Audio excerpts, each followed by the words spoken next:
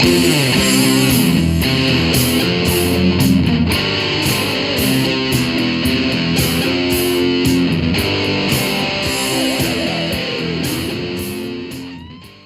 hi.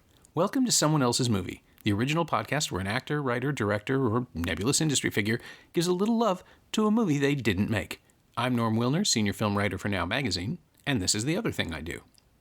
My guest this week is Aaron Poole, an actor you may know from the films This Beautiful City, The Conspiracy, Kaz and Dylan, and The Void, or from the television series Strange Empire or Copper, or, well, he's in a lot of stuff.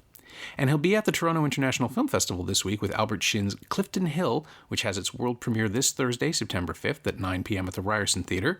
And then he'll be there again on Sunday, September 8th, as the writer and director of his first short film, Oracle, which is screening at 9:30 p.m. at the Scotiabank 14 in Shortcuts Program 6, and again at 9:30 p.m. on Saturday, September 14th in the Scotiabank 10. Aaron was part of the first wave of people I invited onto this podcast, and it's taken this long to get him for an episode because he's ridiculously busy, but I think you'll find it was worth the wait. He picked Heat, Michael Mann's epic 1995 crime drama starring Robert De Niro as a veteran armed robber looking for the biggest score of his career, and Al Pacino as the LAPD robbery homicide detective who'll do anything to stop him. A complex crime drama with a massive cast and incredible action set pieces, it's probably the zenith of Mann's career. It's certainly one of the best movies ever produced in the genre, a tense, dense, detailed study of professionals in conflict that sums up everything he had done up until then and executes it perfectly. But you know that. It's Heat. This is Someone Else's Movie. Heat is the American movie that I've seen the most, apart from kids' flicks that I've had to watch with my kid. Right. And I think I'm obsessed with it because it's remained a film that I love like a teenager. So there's nothing sophisticated about my love for it. I have like relatively adult thoughts about it now. Right. But the way I love it is like a kid watching a cops and robbers movie. And I've gone back to it I don't know how many times, and I'm never bored of it. And it's also the film that I've derived the most inspiration from as an actor in terms of detail of characterization and what I ask of directors in terms of the freedom to characterize and to explore dialogue in a scene. So I think it just is a touchstone for many reasons. Okay. And when did you first see it? Did you see it theatrically? In 95. Yeah, I saw it at the, the Uptown. Just around the corner. I saw it too there. I saw it there as well. Yeah. I think the first time I saw it was in the Uptown on one of the underneath theaters instead of the big one, and I could tell I wasn't getting the full impact. Right. You know what? I don't remember what theater it was in. For those of you who are babies, the Uptown was this magnificent old box at Yonge and Bloor in Toronto. It had 3 screens, one giant one and 2 less giant ones underneath. All 3 rooms had 70 millimeter capability. All 3 rooms had fantastic sound. But the Uptown one was a palace. It was the first theater that I've been in that had heavily raked seating, what we know as stadium style now and we expect from a theatrical experience. But it was the only one that I'd ever been in that was heavily raked and whose seats would rumble with the bass. Seeing Matrix there for the first time, it was a visceral theatrical experience. Yeah. Oh, my God. I saw so much there. They had a midnight series in 1995, actually, and I saw Alien up there. Oh, yeah, totally. Which was just an exquisite experience. Yeah. But I watched that movie play the audience. It was one of the first times I've ever had that experience where I knew it so well that I could just watch everyone else fall apart into it. Oh, it's so cool. But Heat Heat would have been a thing to see in that room. Or anywhere in the Uptown. I think I saw it in the 3, and it's still, that final scene at the airport was just the planes flying over. You could sort of feel the directional stuff. And this was, I think it might have been Dolby Digital, but it was still pretty analog as a movie experience. Yeah. I can't remember what theater. I remember walking out and just being filled with the depth of creativity and freedom that the performers seem to have, and struck by the feeling that every single character got their time in the sun. You know, so many films in this genre just use garbage characters to push along exposition, and then we're focused on sort of the antagonist and the protagonist. And in this case, there's not a single human being that appears that doesn't get sort of the compassionate gaze that Michael Mann seemed to have for this film in particular. Yeah. And it still amazes me. I mean, of course I watched it again this week just in preparation for the conversation. And I'd watched it with my girlfriend who had never seen it before. And how did that go? Oh, she absolutely loves it. Just still talking about it. So yeah, we're getting married. That's nice. Overheat. It's nice to share, good news. We're having a heat-themed wedding. Heat-themed wedding. So what are you, completely separated for everything except 2 minutes? The final hand clutch. And then you break out again. Yeah. Well, you have the diner scene, right? I guess that's the wedding. I guess so. The actual vows. I guess so. And then you break out. Have separate parties. Yeah. One has to go terribly wrong. Yeah. You get back together to leave for the honeymoon. That's right. At the airport. I told you I was never going back. This took a turn. This got dark. But it is the kind of movie that inspires that sort of awe. I remember, and here's another question. Which version have you watched most recently? Because Mann has since recut it. Yeah. Because he does that to everything. So I own it on every possible medium. I had to watch it on an old computer, so I watched the DVD, so it would have been the original version. Right. It's almost exactly the same. I mean, what are the differences? There's a line of dialogue that got dropped, a couple of different angles. Was it a Diane Venora line of dialogue? I don't think so. Maybe because she has the most cumbersome, thematically linked stuff. You might be right. I just remember watching it a year ago when I got the Blu-ray, the new Blu-ray, and thinking, I barely recognize any difference. It's just the same movie, and I like it. And then I think the color temperatures are different. But that's just, again, like Michael Mann deciding that he wasn't finished 24 years ago, and that this must be done. I don't know how many different cuts there are of Last of the Mohicans.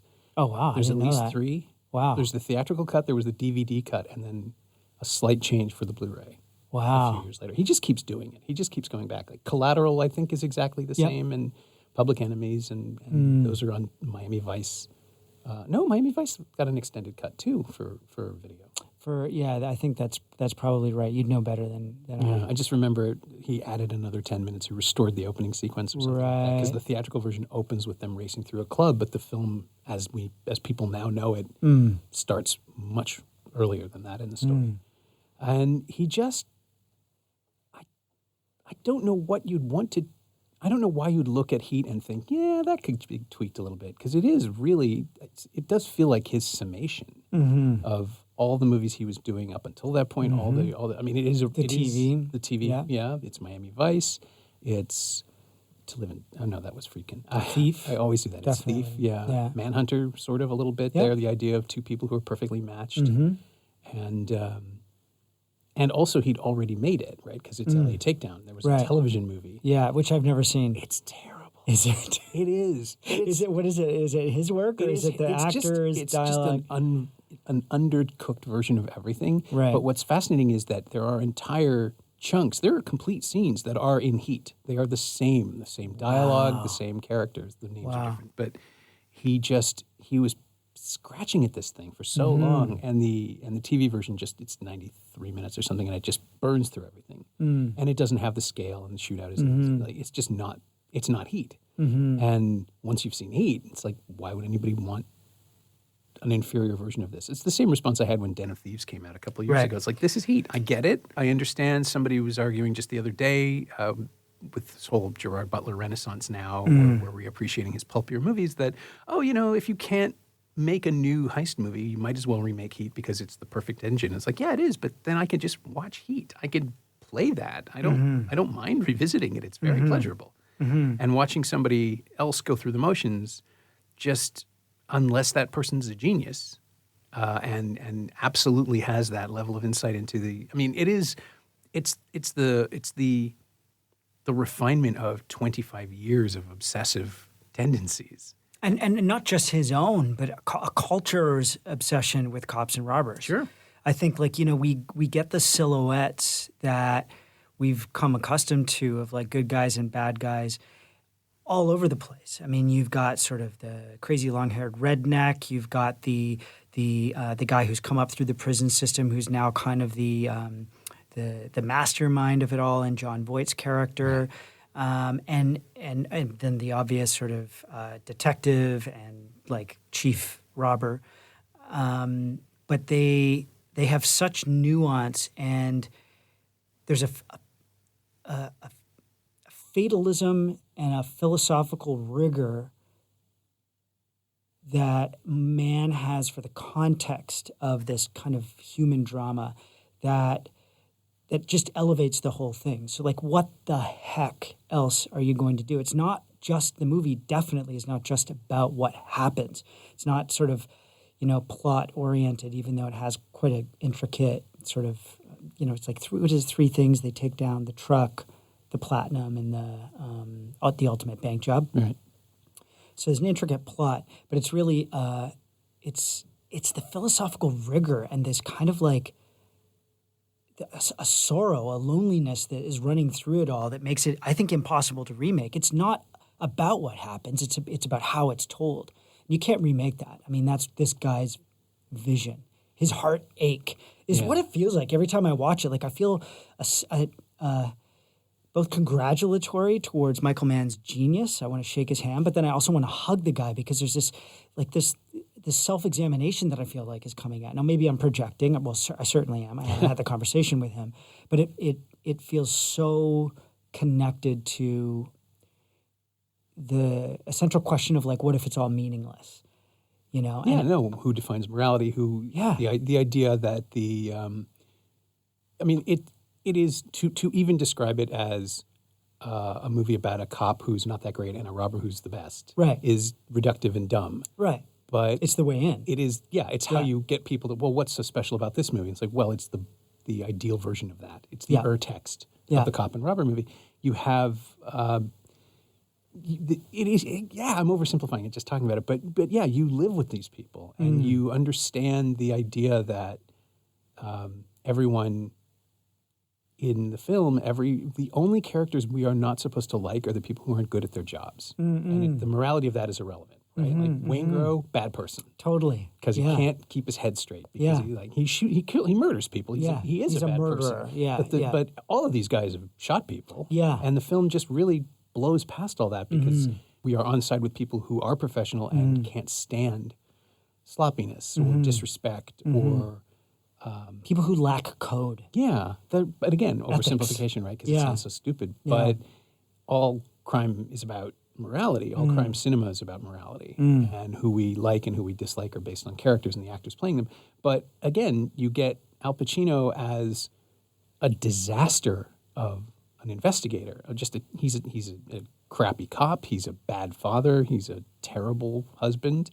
And he insists that he needs this focus, and it's all a lie. We see right through him well before anybody else does. And then Macaulay sees through Hannah instantly, and that's that perfect balance of De Niro coming back from something like Cape Fear, where he went so big and you worried he would ever find his way back, and dialing it all down and being still and observational, and Pacino just going all over the place because there is no top. There is no top to go over. He can't stop himself.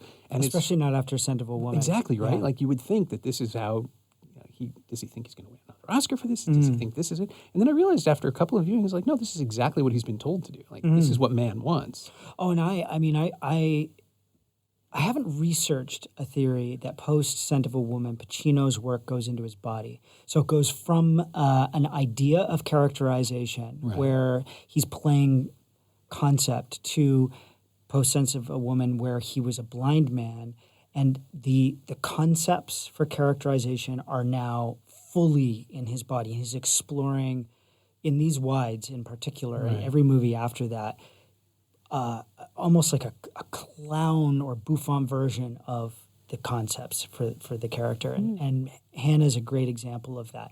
Like the takedown of, not the takedown, but the interrogation of Albert in the sort of the dog fighting thing. Like, give me all you got. Yeah. Give me all you got. And then like also with who's Hank Azaria's character. I can't remember his name. But Pacino comments on his own ferocity. Yeah. And I ferocious on it. Yeah, ferocious. And I constantly I feel like he's ad-libbing sort of a self-awareness. And Mann must have wanted it because it's the perfect contrast to this monk-like De Niro character.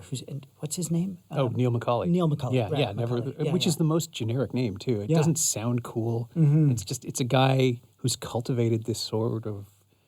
He disappears while you're watching him, right? Unless you make him mad, and even then he's going to be professional about it. But he's just going to find you and kill you. I feel like I heard Mann say that they chose something monk-like for his costume, just the gray suit instead of the black, the white shirt, no tie. They just wanted him to be able to like disappear.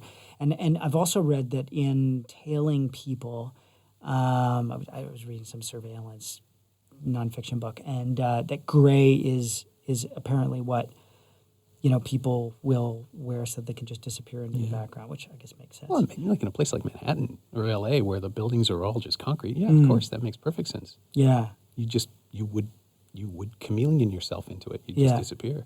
Yeah.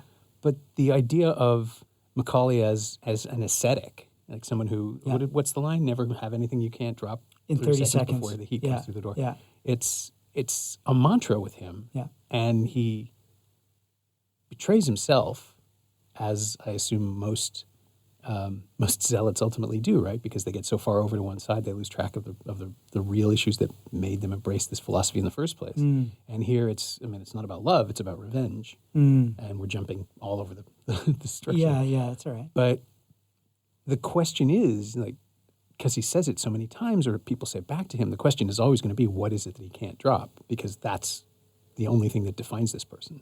Ultimately, we know that's where this is going. Something is going to come to a head because he's already met his match, even though his match is his opposite. He's unpredictable, he's loud, he's just as dangerous, if not more so. And it can't go well because that's the other great thing that Mann accomplished that doesn't feel like such a big deal now because it's been 25 years, but putting De Niro and Pacino in a movie together brings decades of history, like all of the 70s, all of American cinema is contained in those two presences. And having them be separated from one another. I remember somebody at the time complaining that they're only on screen together for 8 minutes. It's like, yeah, that's the point. You can't contain that space. They have to be they're in their own movies, ultimately. Interesting. Yeah. That's an interesting thought. That hadn't crystallized. Because really the absence of their interaction allows us to project what it could be. That's actually one thing that my girlfriend said, is that she kept waiting for there to be more after the coffee shop scene. She kept waiting.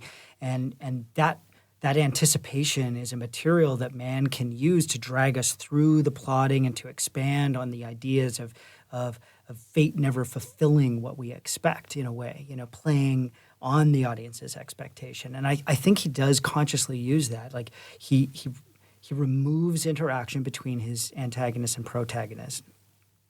Yeah. I'm assuming that Pacino is the protagonist, but in fact... I think he's the antagonist. Yeah, I think he is the antagonist, yeah. Because we open with the crew. Yeah. Like we open with Macaulay. Absolutely, yeah. And I just like him more. I respect him more. Yeah, I really do respect him more. I think you're right. But of course, each perceives the other as the antagonist, so you're right too. Yeah. And I think, my assumption was obviously based on the fact that there was like a cop and a robber, but De Niro is the more principled individual. He leaves, even though he's a murderer, he seems to leave less destruction in his wake. He does. Oh, he absolutely does. The implication is, Pacino's got 3 marriages and is careless. And he doesn't say things like, Pacino says what he's like, I have to hang on to my angst.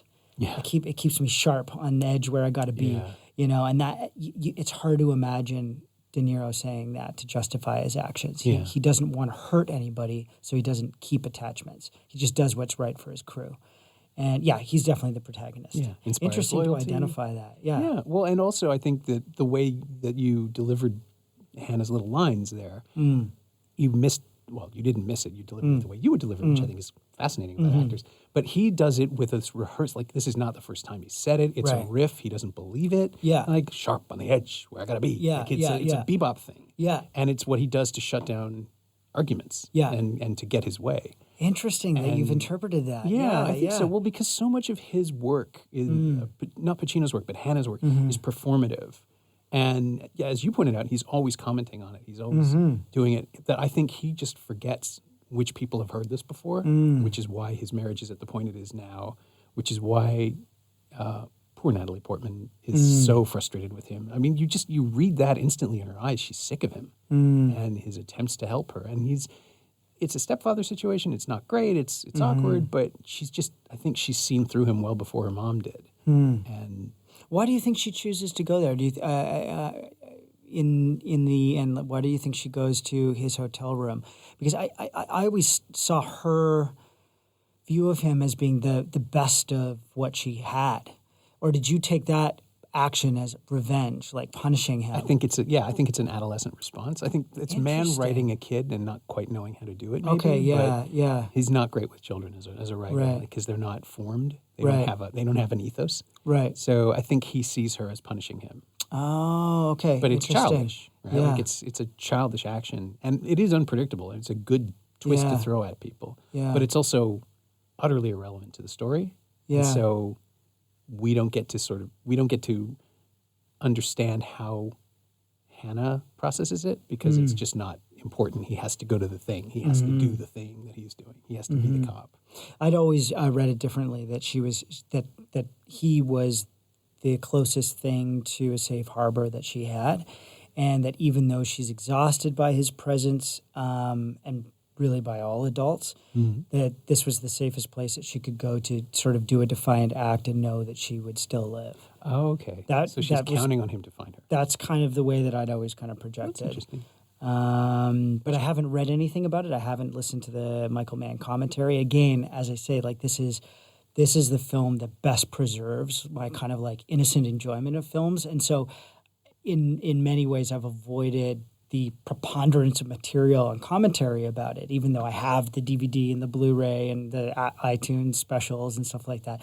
Do you know about the 1 Heat Minute the podcast? Yes. Yeah, I haven't listened to that. I haven't either. It's one of those things where I think if I started, I would have to listen to the whole thing. And that is a hell of a lot of time, dude. But I find it fascinating that you can do that. There's a handful of things that you could do with Heat, and that's a really interesting way. And it just strikes me as self-destructive on a massive scale. Well, just to commit to something like that, to do that. God, we're going to do 194 episodes. Yeah. To dissect this film, which, yes, you can. You absolutely can spend that much time on it. But when I started this, it was just something that I wanted to do because I wanted to keep interviewing people, and I found I was doing less of that in the day job, and this is the 242nd episode of it. Wow. I have wasted my life. No, but it's always different. At least you're not focused on the same flick. No, exactly. It's always different. It's always, the guest is different. The movie is something I have no control over. Like, it is literally me surrendering for an hour to whatever conversation we have. And they're always interesting. Yeah. But to do the same film 194 times, my head would fall off. Yeah. I mean, in the age of digital broadcasting and home podcasting, you encounter all kinds of obsessives. And so it doesn't surprise me that somebody has chosen to do that. I don't know the man. Is he a critic? Stu Coots, I think is his name. I'm not sure, actually. Or I didn't know if he was just sort of like from broadcasting live from his mom's basement kind of thing, right, yeah. or if he has credentials. But I think we all start out with the best intentions, and all podcasters become hermits in some way.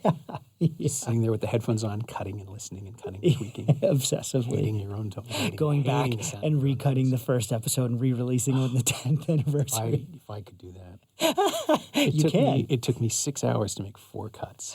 Oh my God! It was a nightmare. On your first episode? Yeah, and Donahue was great. None of this is on her, but I did not know what I was doing. Right. And it took so long. The learning curve on editing software, I don't know how anyone starts. I know how, I got it now. Now it takes me maybe 10 minutes more than the episode's running time to actually cut. Wow, great. Yeah, it's easy now. It's second nature, and I'm about to ruin that by trying a new program. But the starting point, the barriers to entry are small, but also incredibly intimidating. That said, podcasts are fun. Yeah, I need to listen to more. I really need to stop reading. That's what they want. It is what they want. I'm trying to figure out how Heat. I mean, I know how Heat generates a podcast. It's rich enough, it's dense enough that, yeah, as you say, everybody has some characterization. The only ones who don't are people the film doesn't want to spend any time with, has contempt for. Who do you feel those are? Well, Waingro, Yeah. and secondary characters, the people who or tertiary characters, the people who are at the dogfighting ring, the people who wander by. But even the woman that Tom Sizemore takes hostage gets a moment to be a person. Right? Oh, yeah. She's the child, rather. The child, It's yeah, the yeah. mother who we see the child through. Yeah. It's the reaction of the woman, but Yeah. it is like we know their story in that split second because they're not just bystanders. No, and Mann chooses deliberately to give these moments of at least human texture, even to Waingro. Waingro is one of my all-time favorite movie characters. Okay. He was given freedom in performance. I actually don't know any of the guy's other work. When we first see him, the way he taps the empty cup for the refill, the way he grabs the tractor trailer door and swings up into the seat beside Sizemore. There's a bombast that he just, a swagger that he embraces, that even though he is the film's most villainous character, him or Van Zandt, kind of opposite ends of a spectrum of violence there, like the kind of white collar and the blue collar. Yeah, he's more killer. of the inciting incident, right? Yeah, It's the bad choice that dooms everything. Yeah, exactly. So even though he has that darkness and his silhouette gives off that intention, he's allowed to be playful, and we can see the kind of guy that he could have been. The fact that he plays a lot with class, with dialect, and it's still very much kind of like a white East Coast male look on sort of class in America. But he plays with dialect, he plays with gender in terms of who gets what rights in these social circles. Right. And Waingro's sort of vaguely Southern neglect that you could imagine him suffering is I think an important part of how this guy could have become so fucked up. And then the utter terror that you see on his face when he eventually does sort of lift his gaze and look into De Niro's eyes before he gets the double tap in the sternum it has a pathos. There's a moment of genuine fear there, and it isn't something that you would see in a typical cops and robbers movie. And I think that's what makes Heat like an elevated genre, but also just a great fucking drama, a great film. Well, I kept thinking of how it plays out versus because I rewatched Zodiac a little while ago, and that got me thinking about Dirty Harry and the way that cop films were created in the 70s. And then, you know, how Andrew Robinson is this sniveling monster begging for his life, this total coward who's barely even human by the end of the film. He's just not seen that way. And there's no question who the good guy is. And even though Dirty Harry is sort of anti-fascist, or at least aware of the fascist tendencies in its character, it's not really giving us a fair fight between the order and chaos that it's supposed to be about, because their guy, Scorpio, is such a complete demon. Like, he's not human. He's a lunatic. Do whatever it takes. Just kill him, put him down like a mad dog. And there's none of that in Heat. At no point does anyone write anybody off as an animal. Nope. There's none of that. There's none of that monologuing that you don't know what I'm doing. There's no.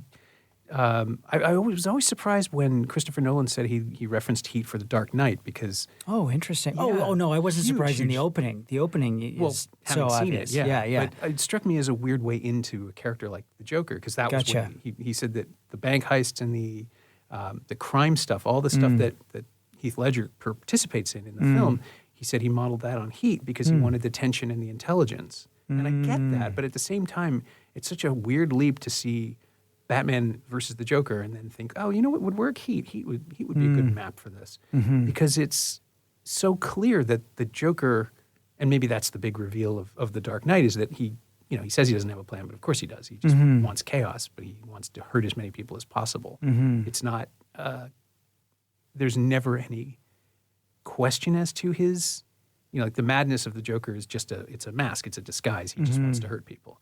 And nobody wants that in Heat. That's the thing that struck me. It's like Heat is purely mercantile. It's all about business. It's all about money. It's all about not getting caught. It's about professionalism, right? In a way that Batman movies aren't, but it's just such a core value of man. He likes watching people do their jobs. He likes watching the pleasure people take in a job well done, and the self-respect is more important than the respect of other people. Vincent Hanna thinks incredibly well of himself, sure, but the people around him can't stand him. And then Neil McCauley, who doesn't try to be respected, but will, put you down if you get in his way. That's the sort of ideal criminal I think that Mann has been making movies about over and over and over again. People who are the best at what they do, even if what they do is completely illegal and damaging and destructive. Well, in that, I think I can see the connection between like Batman, Joker, Macaulay, Hanna, because I think that the point at which these individual men touch their vocation or their passion is the area of interest for both those films. It's the Sizemore's character says for me the action is the juice, and I think that that's also the juice of both those films, Dark Knight and Heat, is that we see people pushing everything else in their lives aside in order to become and to pursue that action. And what is it that they lose? What is it that they're forced to sacrifice in that pursuit is what pulls us through the events. But it's the engine. And I think that that's a big part of why both the films, but Heat in particular, has retained a special place since '95. I think that's why people are still talking about it.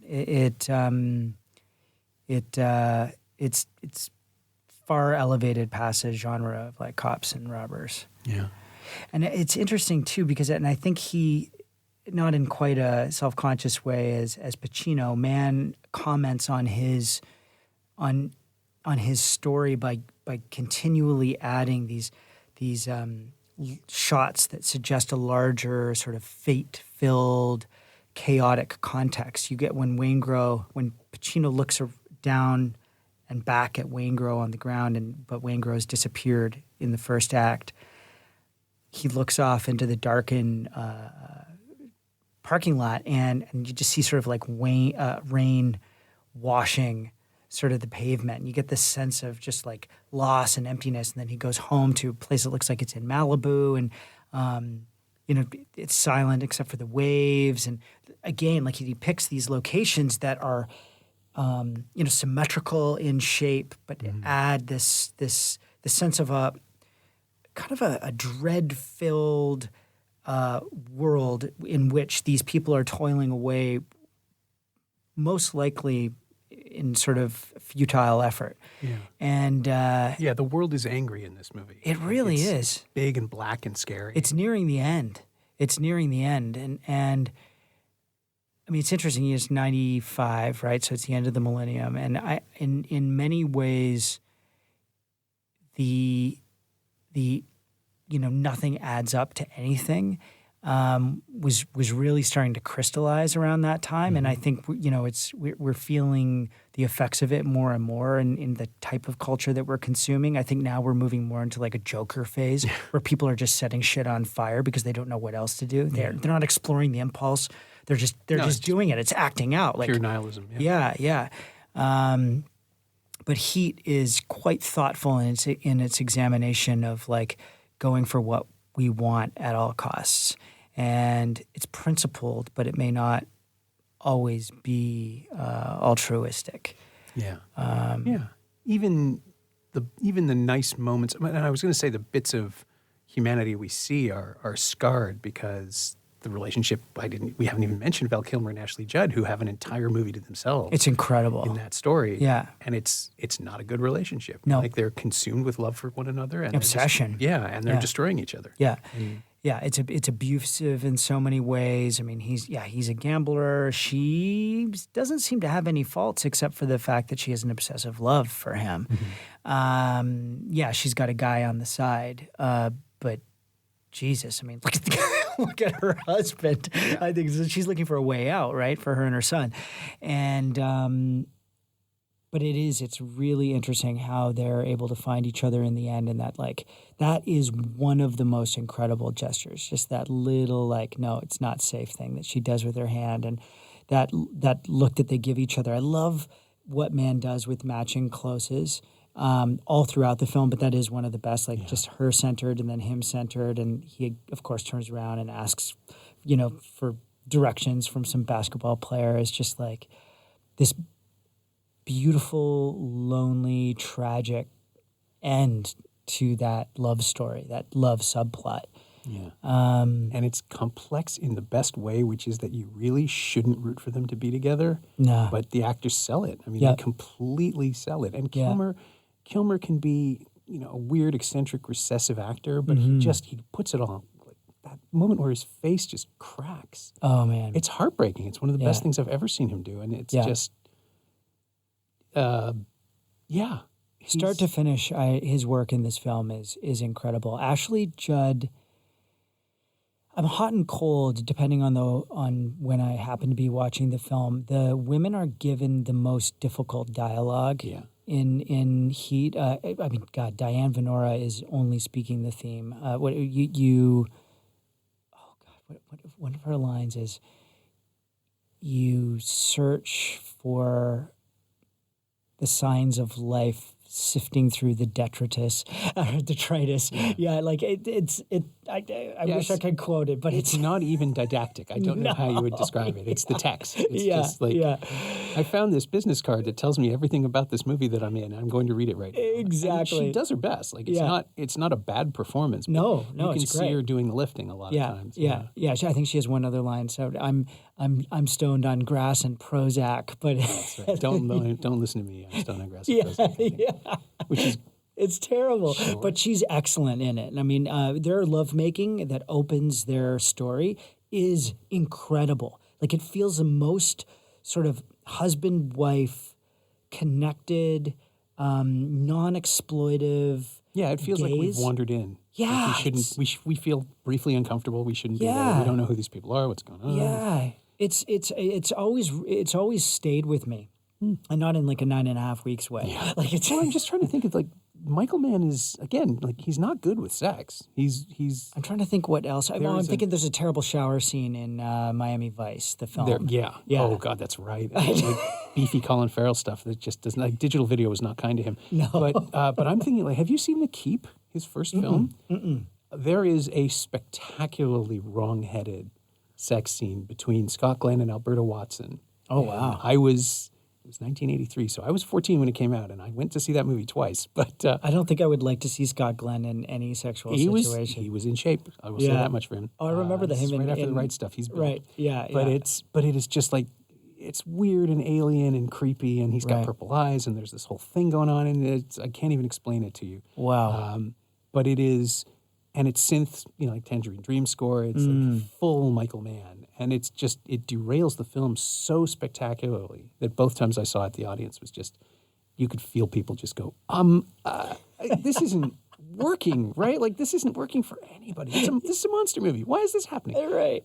And ever since then, Manhunter has a texture, a sort of a sensual texture. It's not expressed sexually, but the scene with Joan Allen and the tiger, it's just, it's powerful and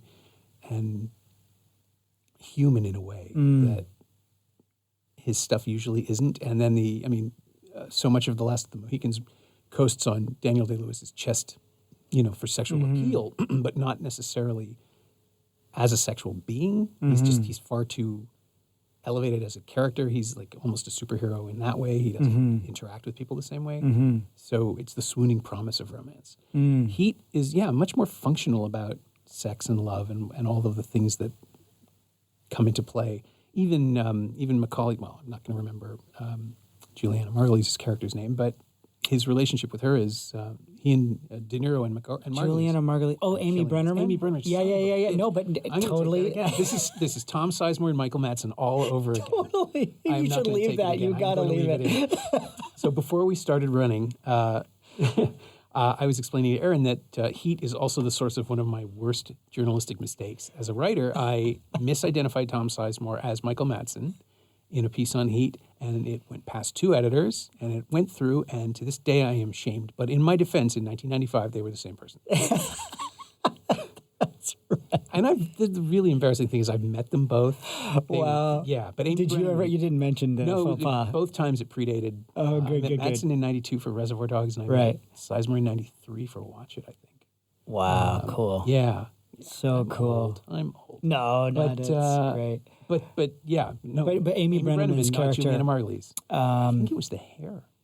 Oh yeah, absolutely. Yeah.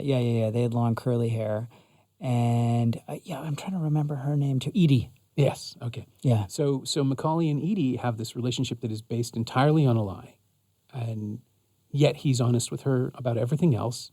He's warm. It's the only time we ever get a sense of who this guy is. He folds a napkin around that water glass post-sex, That's like right. meticulously. Yeah, because It's he's like, still who is this guy? How did he turn it learn off, that? right? Yeah, He still knows. yeah. But he, with her, seems to have some kind of, I mean, it's what we all want from these movies. We want the bad guy to stop being bad. We want the criminal to go straight, even if we don't think we do, because we want a moral universe. We want things to be restored. And he just, it's so wonderful the way De Niro absolutely denies that in everything. Every time they talk, it's like, well, he can't even articulate that he wants to stop. But he kind of does with her. And that becomes so heartbreaking at the end when it turns out, nope, that's not him. Like he's been the person we've seen all along. Yeah, the hook of his obsession is just buried so deep that it does pull him away from her. But what's incredible are these building blocks of still moments that Mann gives us, from the consummate professional in the opening with the armored truck heist, which is just Oh, it's beautiful. unbelievable, man. It's unbelievable. And through the party, where you see those two, sort of the cop party and the robber parties, sort of contrasted, and you feel his isolation. And then, we learned that the cops are surveilling the robbers, and they're like, "Who's the loner?" Well, we haven't seen him before, first time. And then he goes home again, and he's alone, and the beats of solitude add up to the possibility for love, and that, like, we really do want him to have that opportunity. And he says, like, this is, I don't want to do anything if it's alone and not with you. And we believe it's possible. And they go through the tunnel, right? Like that LA tunnel. And I don't know what that effect was that they allowed to happen. It almost seemed like it went negative without it it wasn't it was like overexposed, right? Yeah. So they went from dark and then just right into the tunnel. They let it overexpose. And that use of abstraction to sort of illustrate the potential for escape was just incredible. And then, of course, Waingro starts him back on the U-turn, and then ultimately, And he just can't. the Heat's around the corner. And he So can't drops let it go. Yeah. He abandons the one thing that, and of course he does, right? Because it's a poetic hero in a way. I think that's why I see him as the protagonist. He's the one struggling against his own nature. You're right. Hannah's a shark. He's going for the thing he's going for. Yeah. But No, you're right. he's so well cast. Like, De Niro, he doesn't do this anymore, and it just, I don't know if it's because he stopped trying, it's because he got busy, he's got other things on his mind, but the sense of a precision in his movements, a precision in his space, the way he uses his own stillness, it joins him to, weirdly enough, to Midnight Run, to Jack the bounty hunter. Yeah, I remember the character. Yeah, who was frustrated and irritated and comically so, but who was also just, there was something about the way he was lean, he had his hair was cut short, he moved with economy, and that was a comic engine in that film.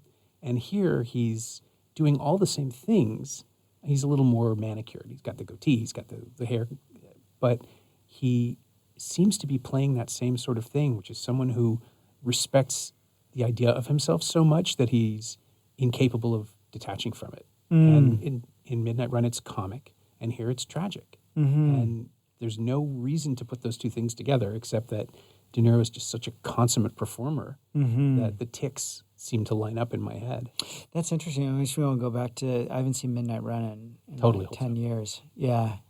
Yeah. Who directed that? Wrote it? Martin Brest. Oh, cool. Yeah. Wow. Yeah, there's amazing work. I actually had the opportunity to geek out over Heat with Dennis Haysbert when we were doing something in Toronto together, and just finally one day, I think it was on our third day of working together, had the opportunity to say how much I love that arc, because that arc. I mean, Waingro is one of my favorite film characters, but the arc that Haysbert gets as the grill man, bank job driver. Is, I mean, I think that there's 1, 2, 3 beats before the bank robbery that he's given in the entire film. And you get that. I was going to say, he does not have a lot of screen time, but he makes himself felt. It's incredible. And the relationship between him and his wife, but it is somebody who's really, really working hard to get out of prison and make himself straight. And it's that arc typifies the sort of assertion that there is no small character in Heat. Everybody gets their time in the sun. Yeah. It's such a compassionate view of humans in these circumstances. And it's always about money, and not just about people like trying to get more, but actually trying to survive. Because even Amy Brenneman / Julia Margolis's work, do you like it here? De Niro asks her of L.A. She went to, I can't remember where she said she was from, but she went to school at Parsons in New York. He says, do you like it here? She says, not really. I'm just here for the work. And there's this feeling of L.A. being kind of just a place where people go to pursue something. But it's not even that kind of subgenre of like Coming to L.A. story. Right. The City of Dreams thing. The City of Dreams. It's this, we kind of have to be here to like kiss the ring or something, and there's a fatalism to the way she communicates, and she asks De Niro, like, you travel a lot. He says, for work. Are you lonely? He says, I am alone. I am not lonely. That's one of the greatest lines in the film. There's so many good lines. Like give me all you got. Yeah. For me, the action is the juice. And I am alone. I am not lonely. But are 3 of the best. Yeah, and he's lying. I mean, I think. Oh, yes, definitely. Because again, his whole thing is about denying his own nature, right? I completely agree. Even if he sees that as part of his cover, it's still not true. Like it's not a functional truth that he can express, and you can just read right away how badly he wants this connection. Yeah, he doesn't. He doesn't. He wants the connection, but he really doesn't know himself. It's too complicated, I think, for him to understand until he spends more time with her, and until he is up against the wall with the cops on his tail. Yeah. I mean, they've never been as a crew under so much scrutiny, and they make that fatal choice to pursue the bank job, even though they know that they're being tailed. That scene with the crew. Oh yeah, the heist. Yeah, but just previous to that, when the crew is deciding whether they're going to walk away or keep going, where you touch base with Val Kilmer, but then Tom Sizemore gets that moment. My girlfriend paused the flick, and she's like, "What is he doing? He's so insecure and incredible, and like, who is that guy?" She doesn't know who Sizemore is, and he has such vulnerability. He's like, "Whatever, Neil, I do what you. I roll with you." Yeah. And it's like, and the guy's like a lamb to the slaughter. Like, exactly. It's just like the whole group is putting their trust in him, and he's never let them down except for that bad choice before, and then this thing. It's again, it's not going to go well. Yeah. And we're at the halfway point, and why? I remember thinking, like, why is this movie 3.25 hours long? What could possibly take up that much space? And it's like, oh, I see. We're just going to spend all of our time in it. We're going to actually go through stuff moment to moment and feel the time passing and learn who these people are and get to know them. So when they start getting shot, it counts. It actually matters. It's, in a way, I think it's almost Mann's answer to Tarantino. Absolutely. The year before Pulp Fiction had come out, it was 2 hours and 30, and it was this whole thing about what these guys do when they're not doing their jobs, who they are when they're not being threatening. And I think, even though he'd already made this movie with LA Takedown and it had been something he'd been banging around in his head for years, I think that was the thing that probably gave him the answer. It's like, no, there is an audience for these long films that dare to subvert the genre, or at least approach it, if not deconstruct it, at least approach it from another direction and take it apart in a new way. Humanist. Yeah, and to just care about people before they get shot, and then care about them when they get shot, and give people, there's absolutely nothing about Sizemore that is noble by the end. No, he dies a terrible death, absolutely, and an unnecessary one, and he takes a hostage, and he is not a good person. But that moment of loyalty and sweetness, and it's like, you know what, I trust you to get me through this. That complicates everything. He's a child. Yeah. He's a child of like a misguided father. And like your heart goes to him. Anything he does. Nope. But it makes that ending tragic. Yeah. And, you think about any other movie, he's a henchman. Yeah. He doesn't have an agency, identity. He doesn't have a soul. And to watch this and see how it goes for him and just, oh, yeah, you don't really enjoy anything. He doesn't enjoy the money. He doesn't. Maybe the drinking, but there's no pleasure. He's just following his father figure, and it gets him killed. Is his wife the bleach blonde woman at the party? I think it is, Yeah, because I think you see her briefly, right? You see her at the party, and then you see her, I think, watching the TV after he's shot at the heist. So I'm pretty sure that is, yeah. And the casting of the two of them together is a big part of what made me feel,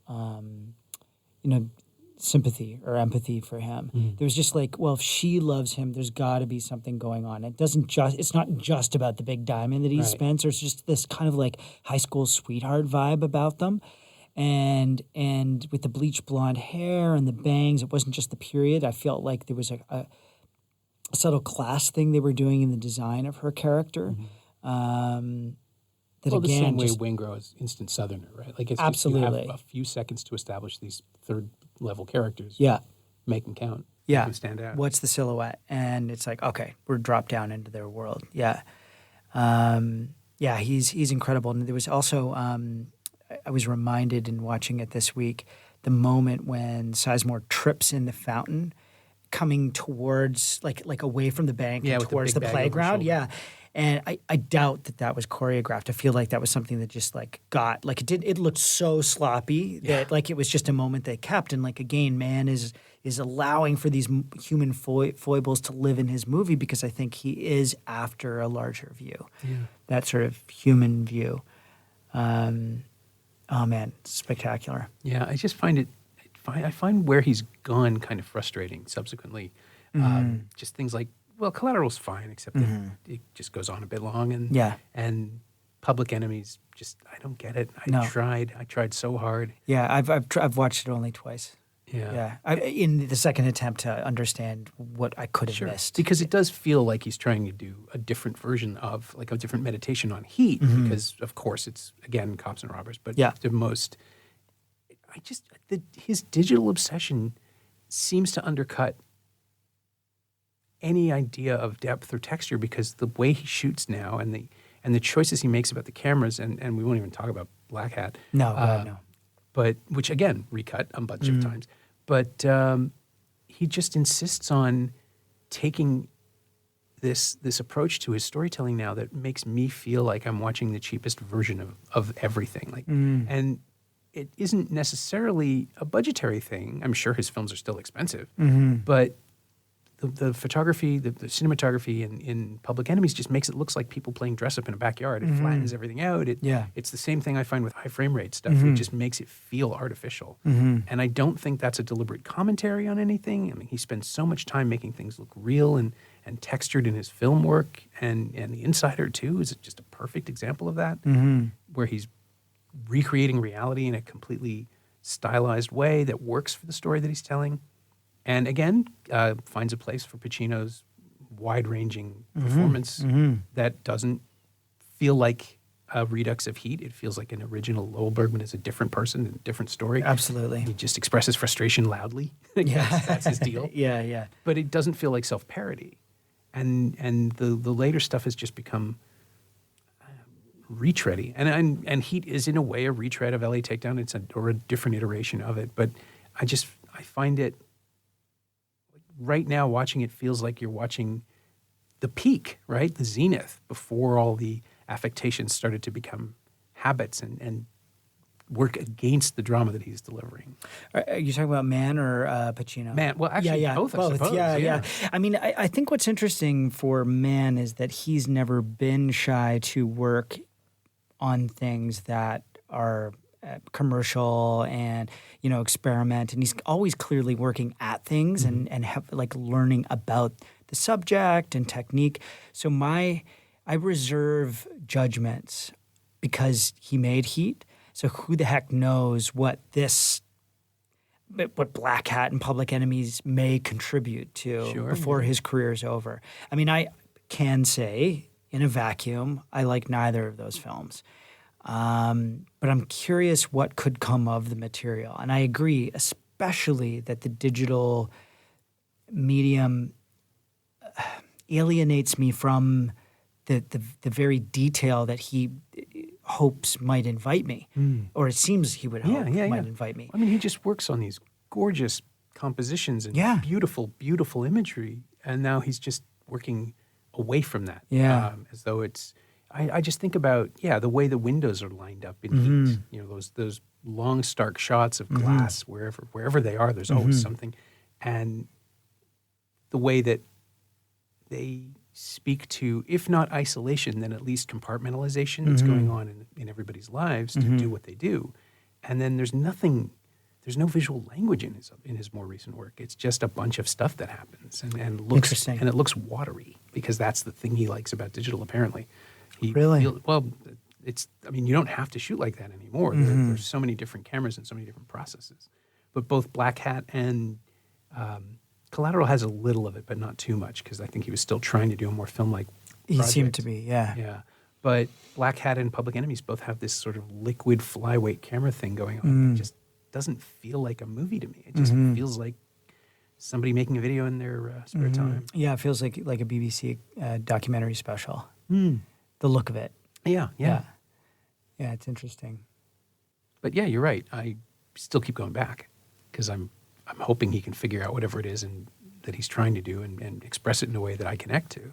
I feel like I heard something about a Heat project with Mann and Apple. Does that ring a bell? No. Yeah, I wonder what you could do. It's not like you could with any other format of this. It's not like he would.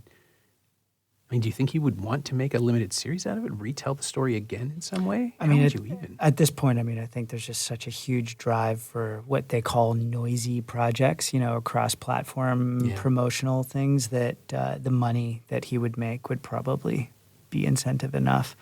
And the film is still going to be the film. Sure. It's a friggin' masterpiece. And, may as well just, stay alive for one last bank job. All right. Well, to that end, who would you cast? Like, who is even? Oh God! Who you'd need, because you would need something that is. You'd need a young enough pairing of actors to make it attractive as a production, right? Like, they'd have to be in their 40s at the most. Yeah, definitely. If you're doing it for a modern audience, and they'd need to be. Gosling and Timberlake. Timberlake? Well, they were in the Mickey Mouse Club together. So they have history. I'm just trying to come up with a reason. I think Justin Timberlake would probably would have a lot of fun as Vincent. I think so too. I don't, with respect, I don't know that those are the folks I would want to see in that role. I was thinking, I always blank on the guy's name from, the woman who did Winter's Bone, just did the In the Woods, or the with the father-daughter film, and that actor is really interesting. I'm blanking on the guy's name. John Hawkes? No. John Hawkes was in Winter's Bone. Yeah, John Hawkes, that's actually kind of an interesting Macaulay. But no, oh God, what's his name? He was in X-Men. He had wings as a shitty little Ben Foster. Ben Foster. Oh, that's interesting. Ben Foster might be an interesting Macaulay. If we're going, but is he in his 30s? He's in his 30s, but he Okay. can still, I mean, you could age him up a little. Yeah. I was thinking, like, because I believe that Michael Shannon should be in everything, Right. I would cast him as the entire crew. Right. He would just So play all of good. them So through good. motion capture somehow. Yeah. They'd figure it out. It's kind of painful to imagine recasting that film, though. Yeah, what's the point? Right? Yeah. Like, he did Like it. we said, yeah. Those actors are the perfect versions of Yeah. those characters. Yeah. There's not a single miscast. Yeah, like even given. Hank Azaria now, having kind of dated as hasn't dated. Like he's become the comic. Yeah. He's much more known for comedy, but it's still good casting. He He's fits perfect. into that world. He's perfect in it. He's this sleazy Vegas dude. All the cops, all the guys in the crew, so you've got Wes Studi and Ted Levine as Yeah, detectives. They're Ted Levine's opening monologue has a specificity that goes through the crime scene that like I've never seen in any other film. Like it's kind of off the cuff, but it's communicating the message that he needs to his lead. It's an incredible performance.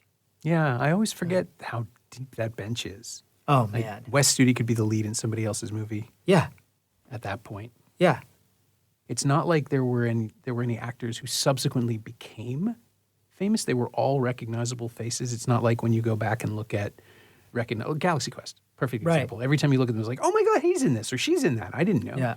And Heat is just this murderer's row of talent. And it's obviously everybody wanted to work with Mann, and his methods appealed to them, or he roped them all in without telling them how complicated it was going to be. But it's this symphony of small performances and big performances and pieces that move back and forth. And that diner scene is mundane in its execution. It really is just a bunch of two shots and then, cutting to whoever's speaking. But it's mesmerizing because by that point, you have not only the expectation that, when they get together, it's going to be so great, but we know who these people are and what they're trying to do with each other. And it just becomes this great moment of, after the tension dissipates and you can relax and enjoy the conversation the second time through and just realize, no, this isn't going to end in a firefight or anything. This is just a measured conversation between two people who are being absolutely honest with each other. For the first time, probably either of them has been absolutely honest with anybody. And I think that's the thing that makes it work as a two-hander, even though they don't really exchange any other conversation. Like they don't talk at the end. They're just chasing each other. Yeah. And it's pure movement, and they have become the perfect iteration of the thing they are.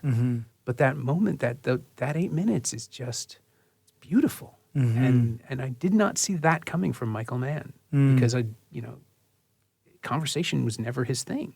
He was always about terse, simple expression. And yet the way they're talking about their dreams to each other in that diner scene is done just on the other side of terse expression, which is, I think, what's so compelling about it. They relax with each other to a certain extent, but there's an efficiency that they're using in talking about their feelings, which makes me lean in. Yeah. It allows for the length of the scene to exist too, I think. What did they do it Professional like? courtesy they have for each other. Yeah. It's amazing. It's really and what did they shot it like 3 times or something like that with 2 cameras? Yeah, just ran through it. Yeah.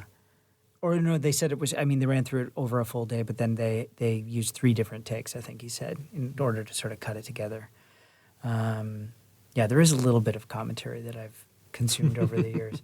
But I'm going to have to go back and see if I've even seen the latest cut now that you said it. I have my Blu-ray with me. I brought it as a touchstone. Oh, I can tell you which one it is. Yeah? Yeah. Is it the blue cover or the white cover? Blue. Oh, wait, no, the white cover is the UK version. That's the one that I have. Yeah, that's the original. That's the Warner release, right? From 97, 98, one of the first ones. And this is my old DVD. It's But, nice. Yeah, I'm so these are 2 of my prized possessions. There was a guy walking through Parkdale last year with a Heat T-shirt on that said on the back, "For me, action is the juice." I was like, "Where the did you get that? And apparently some skate shop manufactured like 3 or 4 of them, some before they got local the cease screen and printer. desist Yeah, letter. probably. I want one. Oh. I can't remember if I offered him money for it or not. But Put this into Yeah. the universe if you can get one for yourself. so is this not the? That's the theatrical cut. This That's is the 95 theatrical version. cut. Yeah, Okay, all right. That's a print source from film and everything.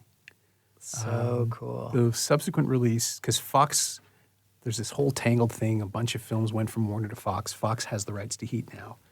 And they released a new cut last year with I think it was a 4K digital restoration. I picked it up in England because it was all region. And it's available here now. It came out just almost a week after I got back. Wow, But cool. it's available and it's not expensive. Great. It's just a different edit of the film with a new sound mix, and it looks gorgeous, but I hate to say I barely noticed it. If there is anything, I mean, I noticed the differences in the sound mix more than anything else. I'm walking to Bay Street Video and seeing if they have it. They definitely have it. Great. All right. That's really exciting. So before I let you do that, I have the question is always the same on the podcast. You know, like, is there anything of the movie that's influenced you personally? But I am delighted to ask this because is there anything in this 3-hour, 14-minute crime drama that has influenced your directorial debut, a 9-minute short about a young child in a small house? Absolutely nothing except for a passion for filmmaking. But yeah, no, 'Cause I there's no techniques that I have stolen from Heat in order to illustrate anxiety in a young child. Because I watched the short and then I got your response that you wanted to do this, and I'm thinking, if it turns out that there's a shot that you borrowed or an instance of tension that you lifted, because there's barely any dialogue. It's a subjective exploration, and it's really compelling, but yeah, I didn't pick up a lot of Michael Mann influence. No, absolutely not. No, it's just, Heat is just one of those films that made me love movies. And so, 20 years later, here I am trying it. That's fantastic. Yeah. And were you acting before? Or you saw Heat? Had you already started? In 95, I had just started. I moved to Toronto to go to an arts high school. And so I was in arts high school at that point. And me and my buddy just would go to the Uptown all the time. And it was Pacino and De Niro appearing together in a scene for the first time. So I had to check it out. And it was one of those things that just kind of like fed the furnace. If you want inspiration, there's fewer. There are few things as effective, I think, as the promise of this, right? The grand statement on American crime drama with the guys from like both Godfather movies, only never interacting. Yeah, it's true. Yeah, it was really, really effective casting throughout. But obviously, if you got these two guys saying yes, then you're lucky. I wonder what the story was in getting them involved. Have you heard anything about that? No, I always assumed he wrote it for them or with them in mind. Mm-hmm. Something as seismic as a pairing, something like that. Because to balance it out, like who else would you cast against each other? Even in 1995, if you wanted to do that kind of film with this kind of weight, you can't just one of them is going to be an unknown and one of them is going to be an Oscar-winning force of nature. Like you can't. Maybe Duvall, but then that brings you back to The Godfather again. Right? Like it's you don't get away from that. You could do Duvall and Khan. Yeah, I assume he got Khan to call them. Actually, in retrospect, after the beef, it's just like, Jimmy, you want to get on this? Yeah, help us out. Them. Yeah. But it is such an incredible alchemy of putting the two of them in a film and not letting them and having them intersect but not interact until that diner scene. And then again at the end, it's poetic.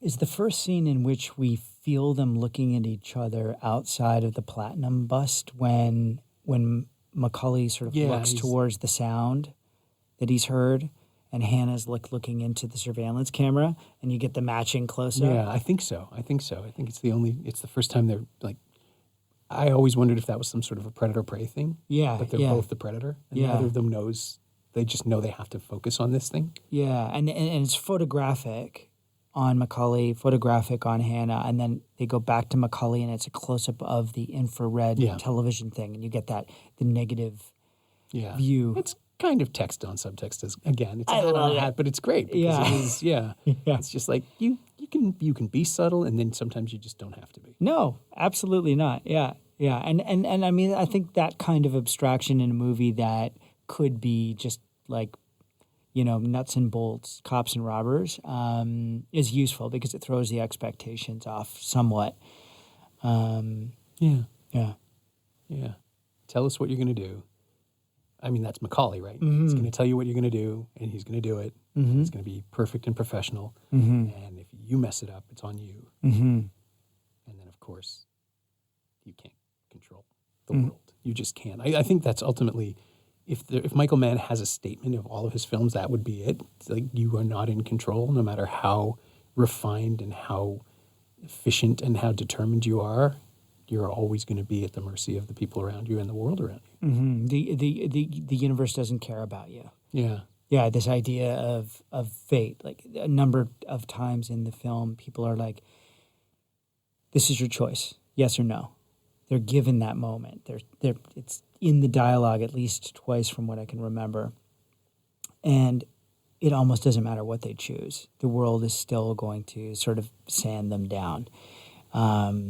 Everyone becomes Venora's detritus. Yeah. In the end, it's just a guy on a tarmac. Yeah. Like two guys clutching each other's hands. One's bleeding out and the other one has lost everything. Yeah. I mean, he's just had the big kill. Yeah, he won. Yeah. I mean, technically. Yeah. But there's just this, it's over. His marriage is likely over. Mm-hmm. His third. Yeah. Oh man, I hope it's not a Heat sequel. I was just as soon as you said that, it's just like, please don't be about Vincent Hanna. I kind of feel like there is something in my head from reading endless threads on multiple platforms of Michael Mann and Heat doing something else. We'll find out what it is. I mean, if the villain is Natalie Portman, grown up and out to prove something, I'm in. I will watch that. Right, in Black Swan eye makeup. Sure. Why not? It's distinctive. It's an identity. Well, wasn't that Vox? That was Vox. They own the rights now. Although, now that I think about it, you know who I'd like to see do this? I would like to see a gender-reversed Heat with Natalie Portman and Jennifer Lawrence. Interesting. Just to see where that goes. Right. I mean, it's ridiculous, but it could work. Yeah. I think I would even... Yeah, I would... Gender reverse is interesting. I think I would cast differently. Yeah. Charlize Theron and Nicole Kidman. Yeah, Charlize for sure. Sandra Bullock, Nicole Kidman. Yeah. Naomi Watts. No. Who's the woman in Jesus' Son and in Minority Report? I always forget. Oh, Samantha Morton. Yeah, Samantha Morton as Hannah. Oh, I was thinking of her as Macaulay. No way, man. Because she's cold. She's got that stillness. But she also has a. Oh, sorry. I think I meant. De Niro. Yeah, De Niro. Yeah, okay, yeah, as De Niro. Again, I switched the names and the the actors, and then so opposite her, who would be a good one? I knew we would get to a point in talking about this film for so long that we'd be playing like nerd games and podcasting. I knew it. It's inevitable. I know. I love it. Yeah. It's. I love it. Who would you put against Samantha Morton as Hannah? Who's got the gravity? Yeah. I'll have to text Chastain. Chastain's good. She's sort of done it, too, in Zero Dark 30. Although she was really more Macaulay-esque in that one. Yeah, she was. She was really good in that. Yeah, she's great in almost everything. Oh, Rebecca Hall? Oh, she'd be good. But maybe in the reverse? She's not cast well. I could see her playing the frustration. Yeah. Anyway. Yeah. See, this is the problem. Now it takes the momentum out of the conversation. Yeah, I know. It's like, I want to keep her serious. I know. Again.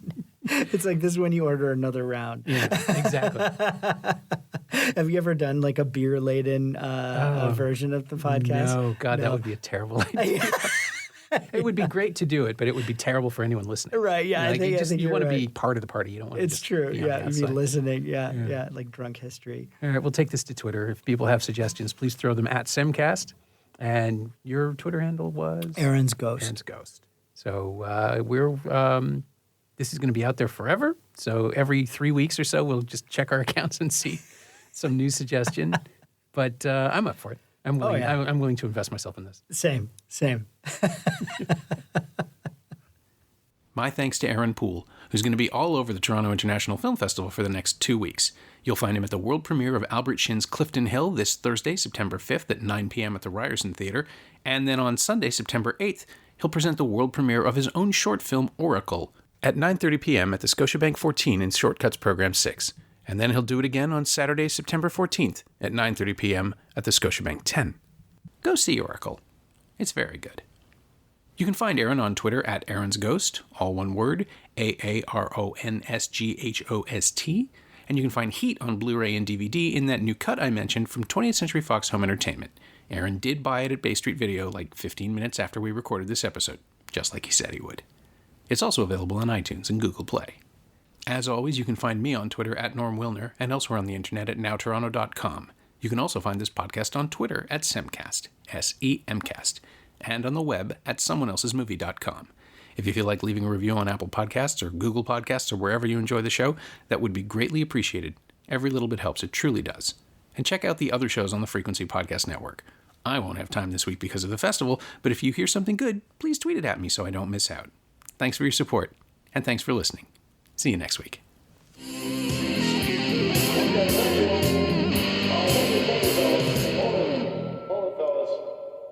I'm afraid you're just too darn loud.